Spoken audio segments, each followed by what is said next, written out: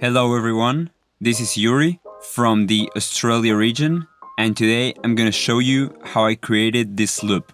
I came up with "Don't Undo My Bowtie" just because I thought it sounded fun and I was curious about how I could take it to a visual form. So as many of you might know, in order to make a loop, the first frame and the last frame have to be identical. I started sketching some designs and putting some shots together in a storyboard. I then started creating the assets digitally. In the case of the type, I scrolled around checking out the fonts that were installed in my system and ended up choosing this font that resembles a 3D typography while it's just two 2D fonts stacked on top of the other.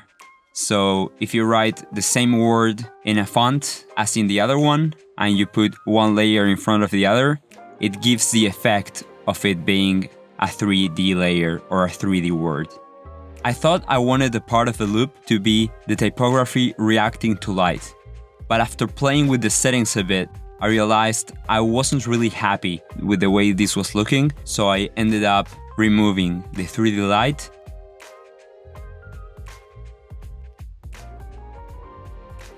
I grabbed a Bowtie asset from FreePic, which is a free platform where you can find Illustrator files, simplified its shape in order to just keep the outline and fill, and brought it to After Effects using Overlord, which is a plugin I recommend to anyone working across Illustrator and After Effects.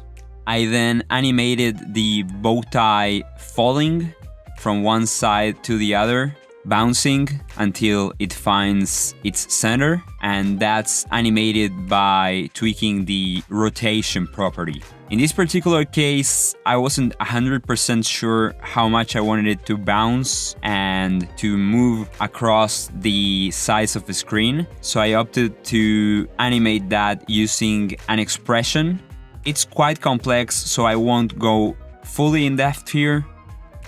After animating the Bowtie layer, I used it as a matte in order to reveal the first written layer.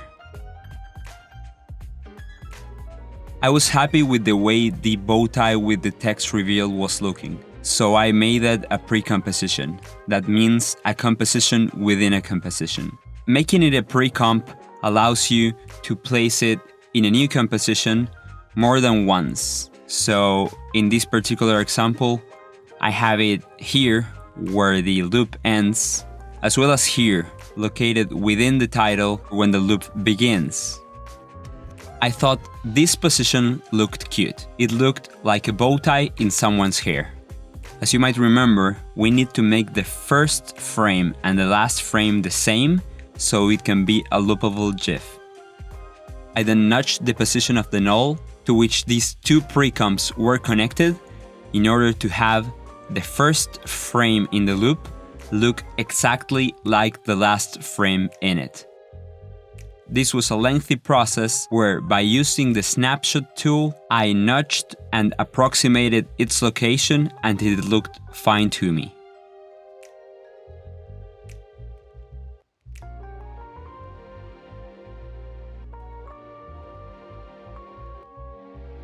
So far I've been working in a grayscale. That means I have no color just yet. I'm gonna use the CC toner effect in order to bring color to the loop.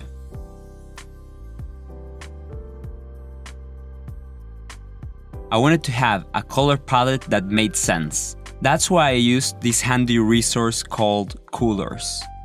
This was my initial color palette. I wasn't really happy with the way the color palette was looking at this time, so I decided to generate a new one. Through CC Toner, I applied the new color palette to the project. I was liking the overall look, but it was still a bit plain to me, so I realized I wanted to include a drop shadow. The drop shadow looked great. I wanted to have a reflection or a highlight shown on the bow tie. I did this by duplicating the bow tie's shape, scaling it down, removing most of the notes in it and then masking the rest of the shape until it looked the way I wanted. Now I had to apply the music. In order for it to make sense in a loop, the first frame of the music had to match the last one as well. This was it. The animation was natural, the design was sexy, and it had the music I wanted. But after spending this amount of time in getting everything just right, it wouldn't make sense to leave it there. I now had the chance to add effects on top to create a changing animation throughout the loops. So I found inspiration in the music I had already included. I felt one go sounded like a more refined version of the melody,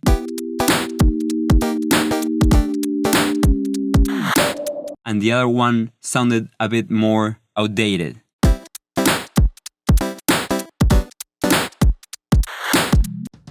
I wanted to replicate that sensation on the second time it looped. Then I applied posterize. What posterize does is to divide the color gamut in sections or bands.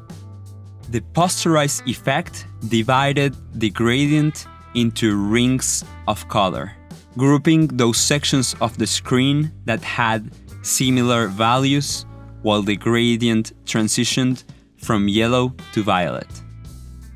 On top of this, I applied a saturation effect through lumetri, where I converted the whole screen into good old school black and white.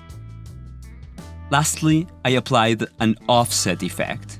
This is an effect I've recently heard of, and it became especially helpful on this occasion. Here's a short video by Jake in Motion where he explains how it works. The offset effect is found under the distort category, and what this effect allows us to do is shift the contents of a layer around using this Shift Center 2 point control. So if I adjust the X value, my logo is basically just shifting around and then looping back. The contents within this are basically tiled and we're just shifting it around. So I can do that on the X and Y axis.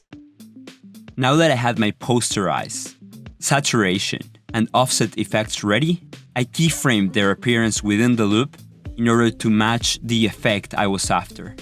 This was a lengthy process where I tested out different looks. Here's the finished loop again.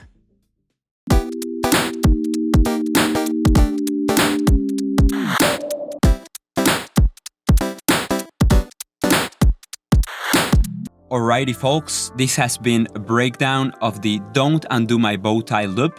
I'm Yuri from the Australia region, and I hope you enjoyed it.